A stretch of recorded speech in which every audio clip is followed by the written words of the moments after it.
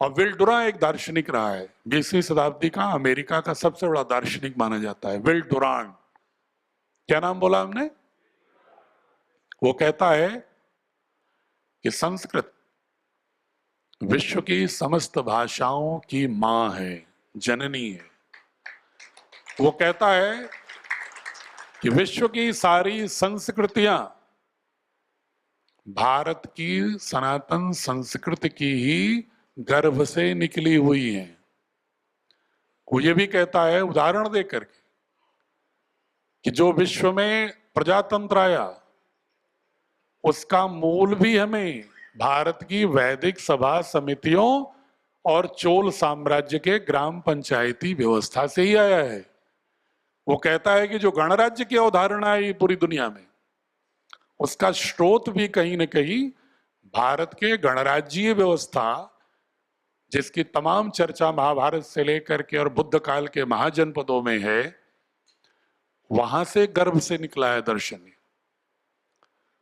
वो कहता है कि जो क्रिश्चियनिटी की जो करुणा है वो भी बुद्ध की करुणा से आया है, क्योंकि क्रिश्चियन ईसा मसीह भी करुणा की बात करते हैं जब बुद्ध से 500 वर्ष बात करते हैं ईसा मसीह। तो कहता है कि ये वहां से उभरी हुई हैं, गंगोत्री तो वहां है। तो हम क्यों ना पुनः देखें कि गंगोत्री का जल कितना शुद्ध है, उस शुद्धता की ओर बढ़े। लेकिन हमने खुद अपनी गंगोत्री से निकली हुई गंगा को जैसे ही निकलती है हरिद्वार पर कूदती है ऋषिकेश से नीचे और ले जा करके बंगाल की खाड़ी तक उसकी क्या दुर्दशा कर रखी है हमने, वैसे ही हमने सनातन संस्कृति की भी दुर्दशा कर रखी है। क्योंकि उसके मूल भाव को हम जिंदा ही जीवित ही नहीं कर पा रहे हैं। जैसे गंगा के जल की शुद्धता को हमने अपने जिद में खराब कर दिया, वैसे सनातन संस्कृति की मूल भावना से भी विपथगामी होते हैं। इसलिए दयानंद जी को कहना पड़ा बैक टू द वेदास। देखो वेदों को एक बार, तुम जो कर रहे हो वेदों में उसकी मान्यता है कि नहीं है? नहीं है तो क्यों कर रहे हो? तो ये दृष्टि है। अब आज मैं बताता हूं वैधानिकता, जिस पर सबसे अधिक कौतूहल होगा कि भाई इतनी बातें तो हो गई, बोर्ड का वैधानिक स्थिति क्या है? कितने लोगों को मालूम है कि बोर्ड की वैधानिकता? जरा हाथ उठाएं। हमारा बोर्ड कानूनी रूप से वैध है राष्ट्रीय बोर्ड के रूप में। आप में से कितने लोगों को पहले से मालूम है? कृपया हाथ उठा लीजिए ताकि मुझे एक आइडिया लगे कि हाँ कितने लोग जानते हैं। ठीक, नहीं मालूम कि मालूम है? मालूम। अब मैं थोड़ा इसलिए, चूंकि अधिकांश को नहीं मालूम है इसलिए विस्तार से बताऊंगा। कोशिश करिएगा कि इस बिंदु को नोट कर लीजिए ताकि बार बार आपको इस पर पूछना ना पड़े। जिन्हें मालूम है अभिनंदनीय है, जिन्हें नहीं मालूम है कृपया नोट कर लीजिएगा। भारतीय शिक्षा बोर्ड, एक पंक्ति में अगर आपसे कोई पूछता है कि भारतीय शिक्षा बोर्ड क्या है तो आप उनको बता सकते हैं कि यह, उन्हीं की भाषा में बता रहा हूं जिस भाषा में बताना होगा, कि जैसे सीबीएसई एक बोर्ड है राष्ट्रीय बोर्ड, उसी तरह से भारत सरकार ने भारतीय शिक्षा बोर्ड का भी राष्ट्रीय बोर्ड के रूप में गठन किया है। एक आम आदमी इसी भाषा को समझता है। फिर वो पूछ सकता है कि फिर सीबीएसई थी ही तो सरकार को एक दूसरे बोर्ड की क्या जरूरत पड़ी? तो उसका कारण है लिखा हुआ मॉडल बायलॉज में ही कि हम एक ऐसा बोर्ड बनाना चाहते हैं जो आधुनिक शिक्षा के साथ साथ भारत की ज्ञान परंपरा को हर विषय में, हर कक्षा में यथासंभव साक्ष्य आधारित उसको संयोजित करने का कार्य करे। Blending of ancient knowledge system of Bharat with modern educational requirements competence, ये उनका उद्देश्य के तहत इस बोर्ड का गठन हुआ। भारत का कोई ऐसा बोर्ड नहीं है जिसके गठन के पीछे यह ध्येय वाक्य मौलिक उद्देश्य के रूप में लिखा हो। बाकी लंबी चौड़ी बातें लिखी गई होंगी, लेकिन ये जो केंद्र बिंदु मैंने इसलिए कहा कि blending of Indian knowledge system with modern education, this is first time ingrained in the objective behind the formation of any board. ये इसकी विशेषता है।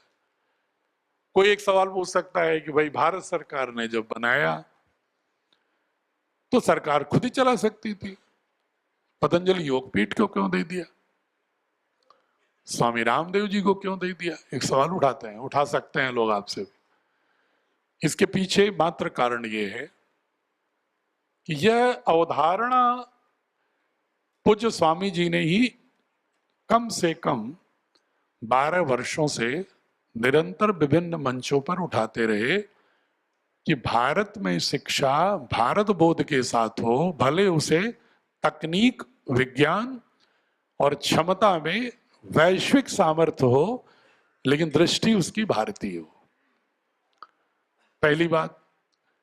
दूसरी बात, सरकार ये चाहती थी कि देखें एक प्रयोग करके कि अगर एक ऐसा हम एक स्वतंत्र बोर्ड बनाते हैं और इसमें प्रयास करते हैं भारतीय ज्ञान परंपरा को सम्मिलित करने के लिए, बिना समझौता किए, बार बार मैं उस शब्द को कह रहा हूं, बिना आधुनिक विज्ञान टेक्नोलॉजी से समझौता बिना किए और खूबसूरती से भारतीय ज्ञान परंपरा का मूल्यबोध डाल दिया जाए, एक ऐसा बोर्ड बनाने पर देखें भारत की जनता इसको कितना स्वीकारती है।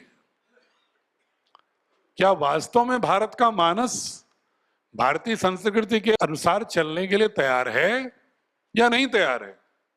और तीसरा, एक बहुत बड़ा वर्ग जब भी भारतीय संस्कृति की बात होती है तो सामान्य लोग 90-95% लोग तो भारत को प्रेम करते हैं, लेकिन वो न्यूट्रल रहते हैं, उसमें कोई बहस में नहीं पड़ना चाहते, जैसे चल रहा है यथास्थितिवाद।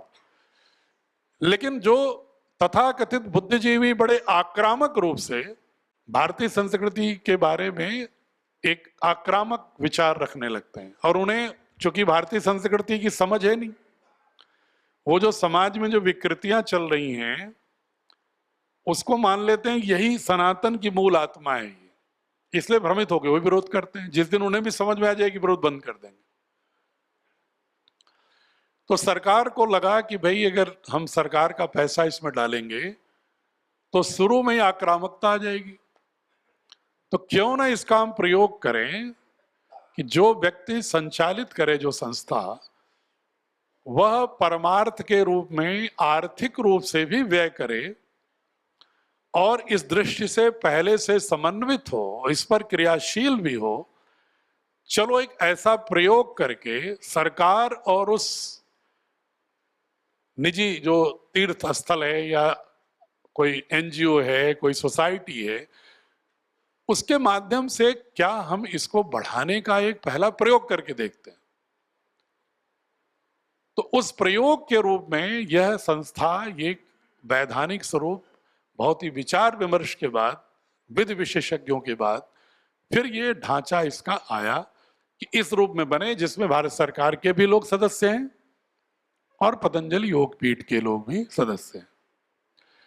आपको प्रसन्नता होगी जान के कि डायरेक्टर एनसीईआरटी भी इसके मेंबर हैं बोर्ड के, चेयरमैन सीबीएसई भी इसके मेंबर हैं बोर्ड के, भारत सरकार द्वारा नामित 5 कुलपति इसमें केंद्रीय विश्वविद्यालयों के सदस्य हैं, यूजीसी के एक्स चेयरमैन सदस्य हैं और कई आईआईटीएन जो बहुत विद्वान हैं आधुनिक विज्ञान के, वो भी मेंबर हैं, और कई बड़े संत भी जो विद्वता रखते हैं, शिक्षा में कार्य कर रहे हैं, वो भी सदस्य हैं। चाहे वो गोविंद देवगिरी महाराज हों, चाहे स्वामी निर्मलानंदनाथ जी महाराज हों जो आईआईटी टर्न हैं, या कोई जैन मुनि आईआईटी टर्न है, कोई बुद्धिस्ट मंक आईआईटी टर्न है, आईआईटी में पढ़े हैं बुद्धिस्ट हैं, आईआईटी में पढ़े हैं जैन मुनि हैं, आईआईटी में पढ़े हैं नाथ संप्रदाय के हैं। ऐसे जो लोग जिनकी की सोच भारतीय संस्कृति और आधुनिक विज्ञान में समन्वय की है, संतों में भी उन्हीं का चयन किया गया, ऐसे लोग हैं मेंबर। तो ये इसकी गठन के पीछे उद्देश्य है। अब आइए आपकी यह बोर्ड, क्या इसका सर्टिफिकेट मान्य होगा क्या नौकरियों के लिए, उच्च शिक्षा में प्रवेश के लिए मान्य होगा क्या? एक बोर्ड में हमारे पढ़ने वाला बच्चा या हमारे बोर्ड में पढ़ने वाले बालक बालिकाएं दूसरे बोर्ड के विद्यालय में जाएंगी तो प्रवेश होगा कि नहीं? कहीं वहां पर बच्चे के साथ दिक्कत तो नहीं आएगी? इन चीजों के लिए प्रावधान होता है समकक्षता, इक्विवेलेंस, कि जितने भी बोर्ड हैं भारत में, चाहे स्टेट बोर्ड हो चाहे नेशनल बोर्ड हो, चाहे छत्तीसगढ़ बोर्ड हो, चाहे झारखंड बोर्ड हो, चाहे बिहार बोर्ड हो, चाहे जम्मू कश्मीर बोर्ड हो, हिमाचल बोर्ड हो, किसी भी प्रांत का बोर्ड हो, केरला बोर्ड हो, सीबीएसई हो, भारतीय शिक्षा बोर्ड उनके समकक्ष भारत सरकार ने घोषित कर दिया है 3 अगस्त 2022 को।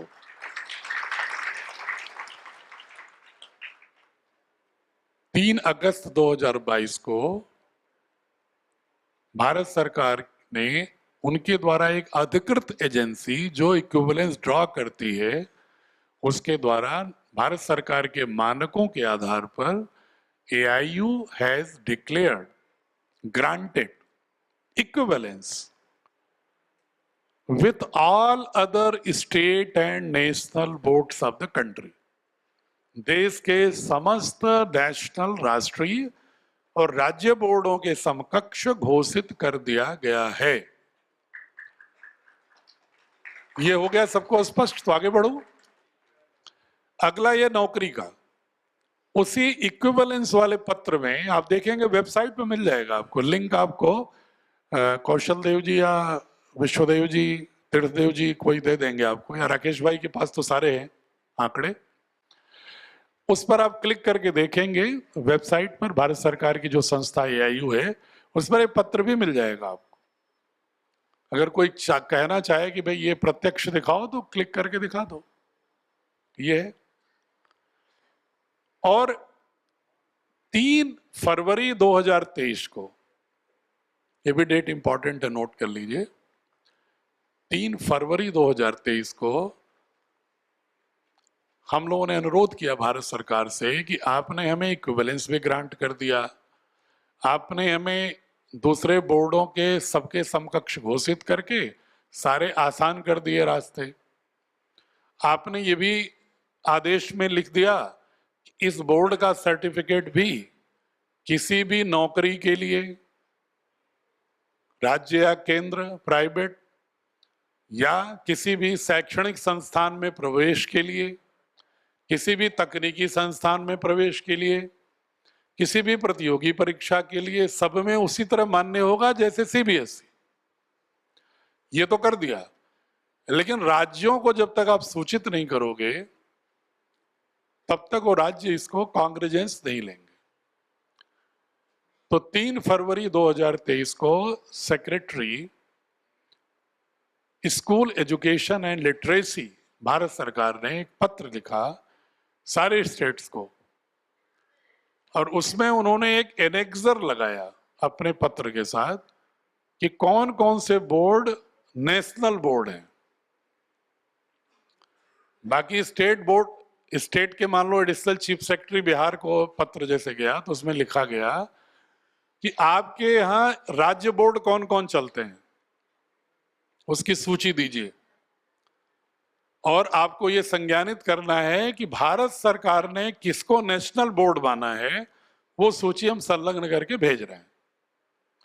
उसमें CBSE के साथ साथ भारतीय शिक्षा बोर्ड भी आपको उस वेबसाइट पर भारत सरकार के दिखेगा जिसमें लिखा है setup by government of India.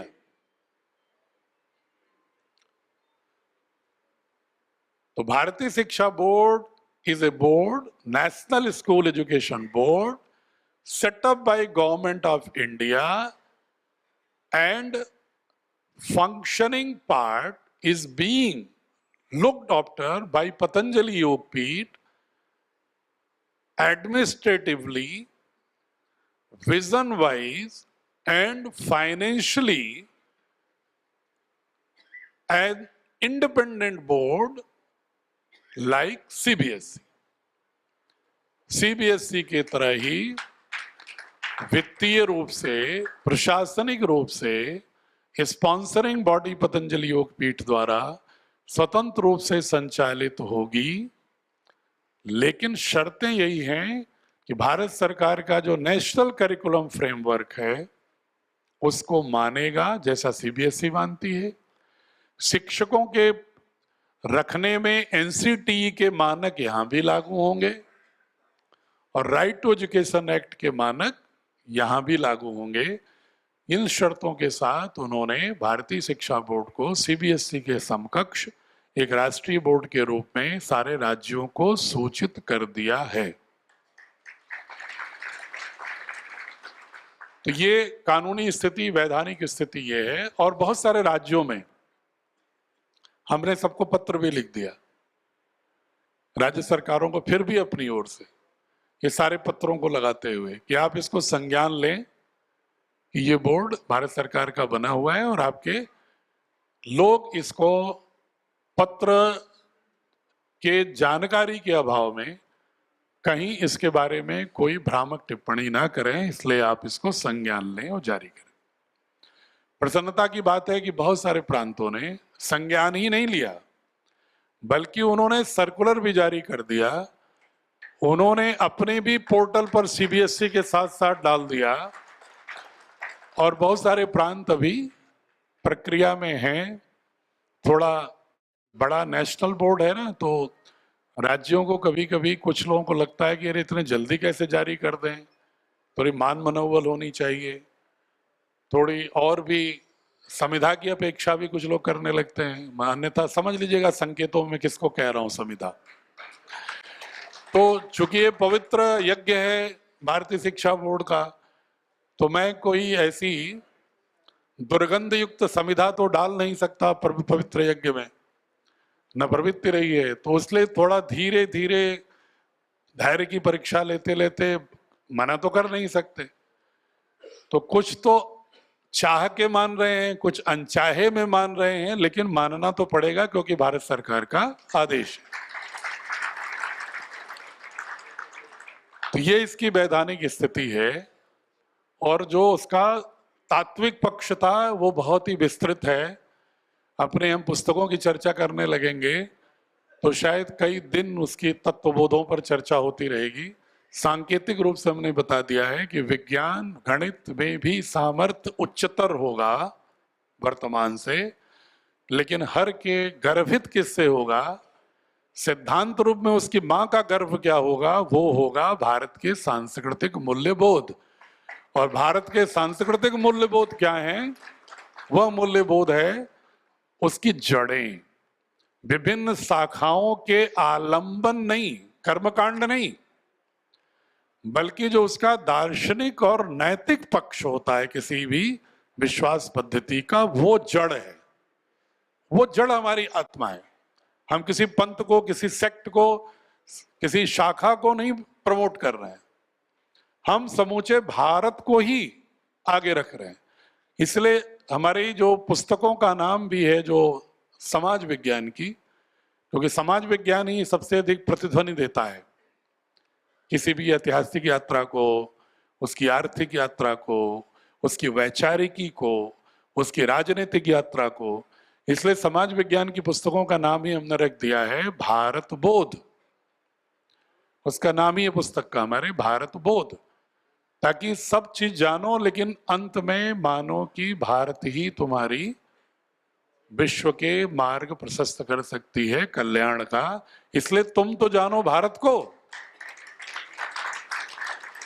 अभी आप इतने लोग हो यहाँ पर, झारखंड के लोग कितने हैं जरा हाथ उठाइए।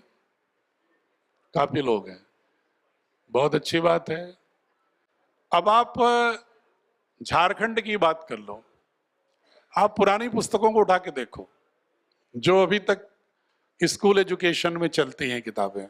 सीबीएसई किताब उठा के देख लो, आईसीएससी की किताब उठा के देख लो, या जो बड़े लोग हैं आर्थिक रूप से संपन्न हैं वो तो आजकल आईबी बोर्ड और कैम्ब्रिज बोर्ड के पीछे भागते हैं।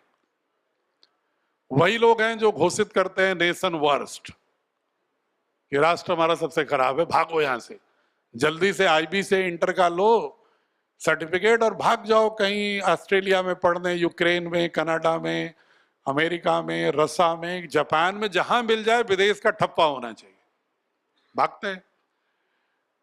उन लोगों की किताबें जरा पढ़िएगा, आप देखिएगा उसमें देश की चर्चा तो मिलेगी थोड़ी बहुत, लेकिन झारखंड की चर्चा कितनी पंक्तियों में मिलेगी उसमें।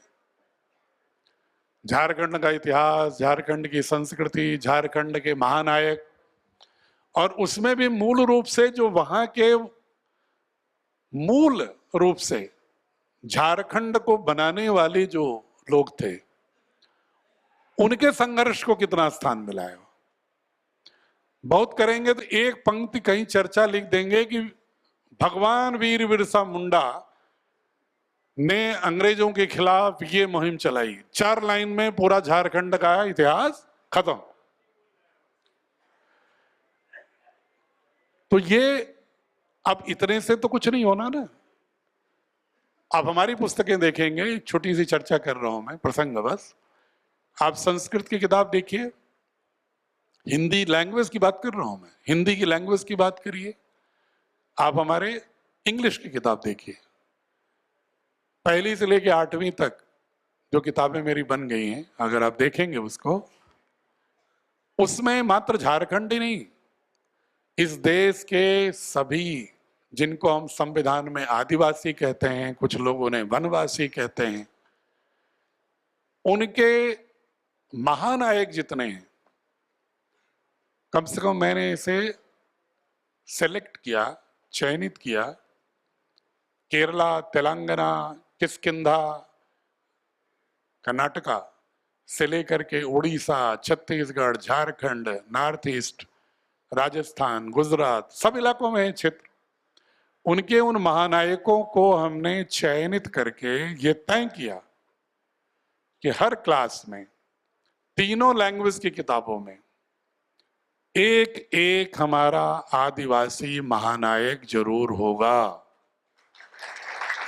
क्योंकि दिल्ली में पढ़ने वाले लोग, कलकत्ता में पढ़ने वाले लोग, महानगरों में पढ़ने वाले बच्चे को बचपन से ही मालूम हो कि हमारे देश के गढ़ने में सिर्फ अभिजात्य वर्ग का हाथ नहीं रहा है, सिर्फ नगरीय सभ्यता का हाथ नहीं रहा है,